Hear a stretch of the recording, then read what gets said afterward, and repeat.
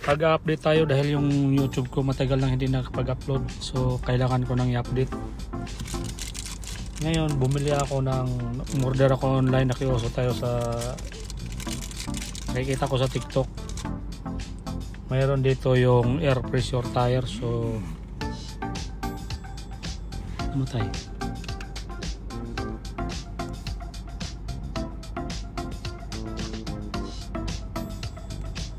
Testing natin kung legit.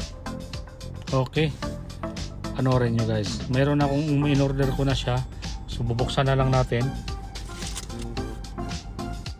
So ayan, umorder tayo.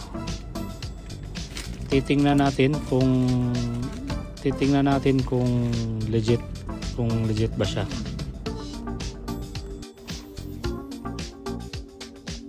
Nabuksan ko na siya, pero gusto ko lang para may idea din kayo. Ayan, so in-order natin siya sa online.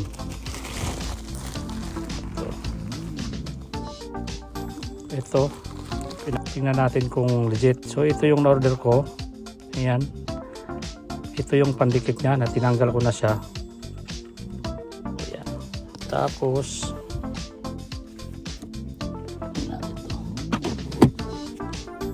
ayan, then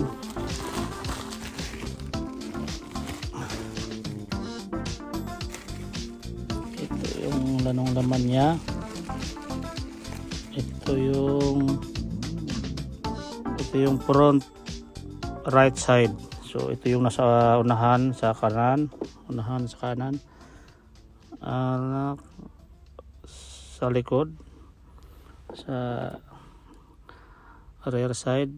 Ito yung sa front left, kulang ng isa,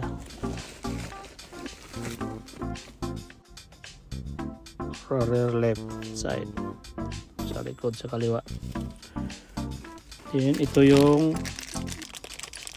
nauna siya. So yan lahat ang laman, yan kasama yan. Testing natin kung okay siya. So solar na rin siya, hindi mo na kailangan i-charge. Pero kung gusto mo naman i-charge, kung lubat na lubat siya, pero hindi na dapat i-charge.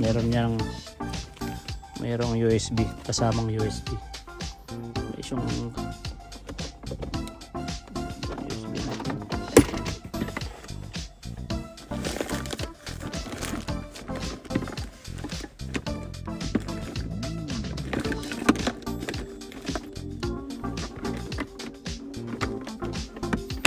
Ito yung USB niya, kasama niya. So ngayon ikabit natin, titesting natin kung gumagana. Okay, let's go. Ito, habang kakabit natin itong mga nut na to, itong tawag, hindi ko alam anong tawag nito, may sensor yan. So gusto ko dito ko siya ilagay.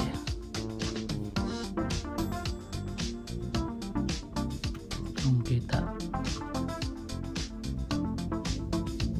so yan, kakabit na siya. Ngayon punta tayo doon sa gulong.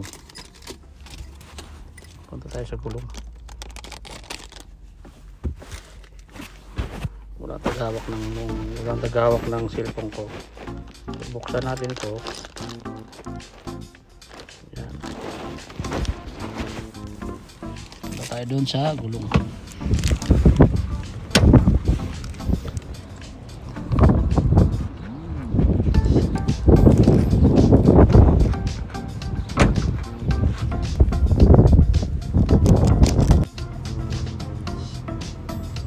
Sabit natin ito una.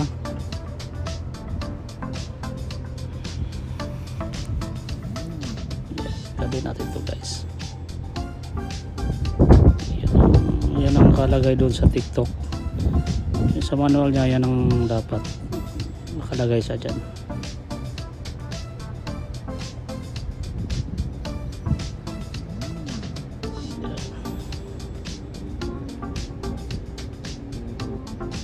yan, left side, front left side,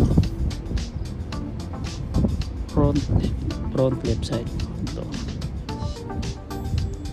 So ito yung nakalagay dyan, front left side.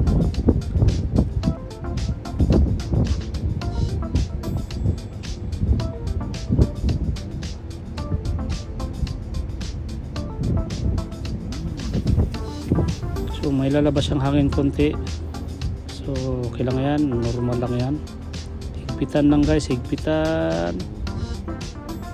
Yan, higpit na siya.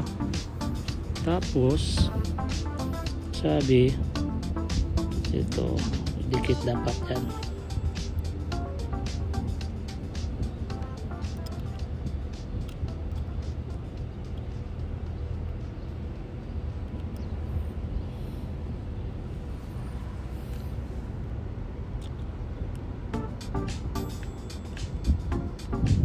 Higpitan.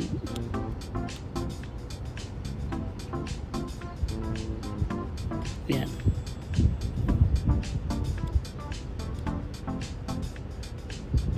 Yan. So okay na siya. Ngayon punta tayo sa kabila.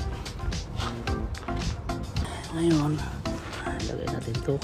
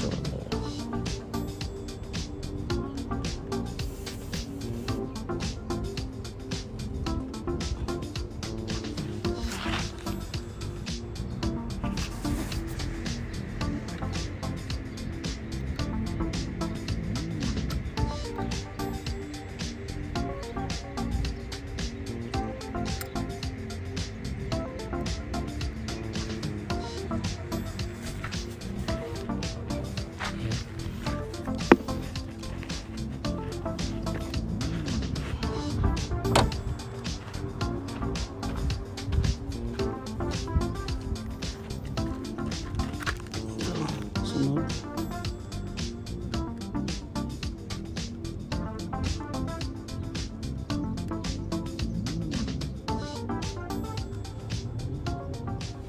Hirap pag walang nagtagawak ng cellphone.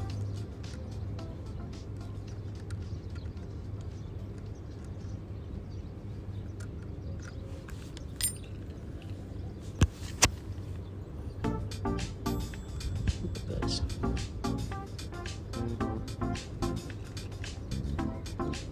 Na kakabit yan. Yan. Tapos rear.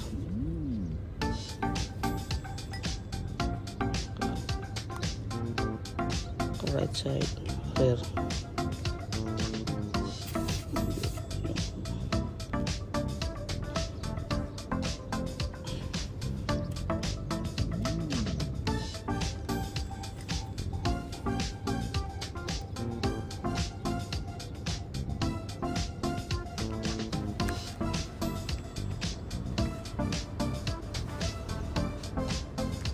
Higpitan dapat.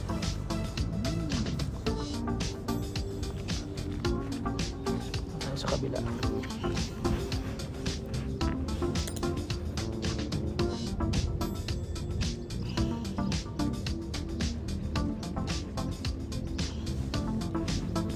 Front right side.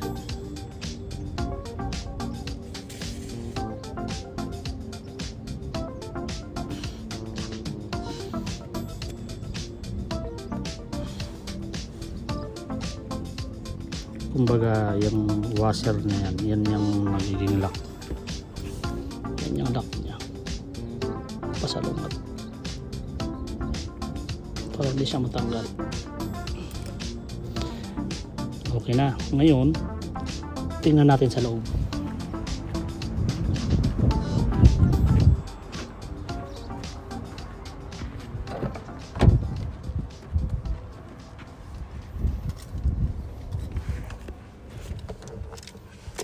Ayan guys, ngayon nandito na tayo sa loob. So kinabit na natin siya dyan. Ayan, ayan siya. So ito on natin. Yun, hinahanap niya na yung sinesense niya na yung sa gulong. Nakakabit na siya. Ayan, nakita ba? Nag-ano siya.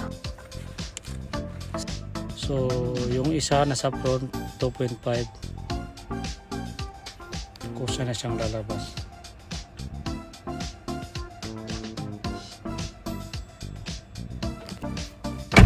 Pag naikabit mo, ayan, kusa na siya nagsisiting. Dinidetect niya yung, so isa-isa siyang lalabas dyan. Kung ayaw mo naman mag-sitting, may sitting dyan para, pero kusa na siyang lumabas. Isa-isa siya. Una yung sa unang kaliwa, sa harap, tapos sa likod, tapos kanan sa likod. Ayan, yung huli, dinidetect niya yung nasa unahan. Ayan, lumabas siya. 2.4, so 2.5, 2.4, okay lang, kunti lang pagitan, so okay lang yung pressure ng gulong. So yung nasa green, yun yung init niya, Celsius. So legit, so ayan, nagcha-charge siya. Kita nyo naman guys, nagcha-charge siya. So hindi nyo na kailangan pag kunyaring nag-flat siya, nag-alarm siya.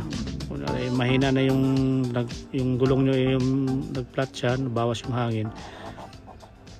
Kung unari flat na or kalahati na dyan, ko siya nag-alarm, so nalilig siya. So yun, nakabit na natin. So nabili ko yan sa online, 30 dirhams. 30 dirhams lang yan. So pag unang customer kasi na bibili ka doon sa apps nila, may discount. So ang price talaga niyan is nasa 60, 70 dirhams yun, dirhams. So nabili ko lang siya ng 30 dirhams. So nung order ako ulit, tumaas na yung presyo kasi pangalawang order ko na. So yun, okay siya. Ayan, legit naman siya, gumagana siya.